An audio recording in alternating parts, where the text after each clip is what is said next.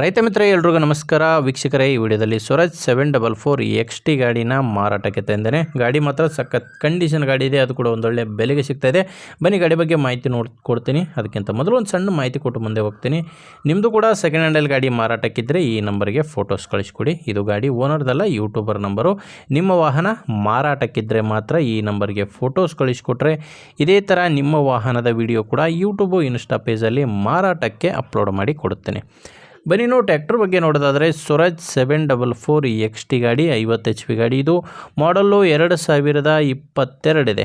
ಗಾಡಿ ಮಾಡಲ್ಲು 2022 single owner ಗಾಡಿನೇ ಮಾರಾಟಕ್ಕಿರೋದು. ಗಾಡಿಗೆ first owner ಇದ್ದರೆ ನೀವು ತೊಗೊಂಡ್ರೆ ಎರಡನೇ ಓನರ್ ಆಗ್ತೀರಾ. ಗಾಡಿ ಪವರ್ ಸ್ಟೇರಿಂಗು ಮತ್ತು ಆಯಿಲ್ ಬ್ರೇಕ್ ಇರುವಂಥ ಗಾಡಿಗೆ ಮತ್ತು ರಿವರ್ಸ್ PTO ಕೂಡ ಬರುತ್ತೆ. ಇದು ಆ ಗಾಡಿ ಇಲ್ಲಿವರೆಗೂ 3500 ಗಂಟೆ ಕೆಲಸ ಮಾಡಿರುವಂಥ ಗಾಡಿ. ಓನರ್ ಹತ್ರದ್ದು 3500 ಗಂಟೆ ಗಾಡಿ ಕೆಲಸ ಮಾಡಿದೆ. 22 ಮಾಡಲ್ಲು.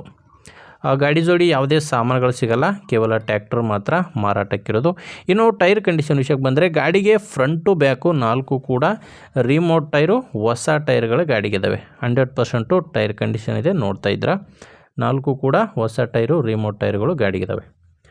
ಮತ್ತು ಗಾಡಿಗೆ ಡಾಕ್ಯುಮೆಂಟ್ಸ್ ಕೂಡ ತೊಂದರೆ ಇಲ್ಲ. ಗಾಡಿಗೆ ಡಾಕ್ಯುಮೆಂಟ್ಸು ಕ್ಲಿಯರ್ ಇದೆ. ಅದರ ಜೊತೆ ಗಾಡಿಗೆ ಇನ್ಶೂರೆನ್ಸ್ ಕೂಡ ರನ್ನಿಂಗ್ನಲ್ಲೇ ಇದೆ. ಗಾಡಿ ತೊಗೊಳ್ಳೋರಿಗೆ ಯಾವುದೇ ರೀತಿಯ ಡಾಕ್ಯುಮೆಂಟ್ಸ್ನಲ್ಲಿ ತೊಂದರೆ ಇಲ್ಲ. ಮತ್ತು ಗಾಡಿ ಮೇಲೆ ಲೋನ್ ಕೂಡ ಯಾವುದೂ ಇಲ್ಲ. ಇನ್ನು ಈ ಗಾಡಿ ಮಾರಾಟಕ್ಕಿರೋದು ಧಾರವಾಡ ಜಿಲ್ಲೆಯ ಕಲಘಟಗಿಯಲ್ಲಿ ಡೀಲರ್ ಹತ್ರ ಗಾಡಿ ನಿಮಗೆ ಸಿಗುತ್ತೆ. ಧಾರವಾಡ ಜಿಲ್ಲೆಯ ಕಲಘಟಗಿಯಲ್ಲಿ ಡೀಲರ್ ಹತ್ರ ಗಾಡಿ ಸಿಗುತ್ತೆ. ಪ್ರೈಸ್ ಬಂದರೆ ಇದು ಕೇಳ್ತಿರೋದು 5,20,000 ಹೇಳ್ತಾರೆ.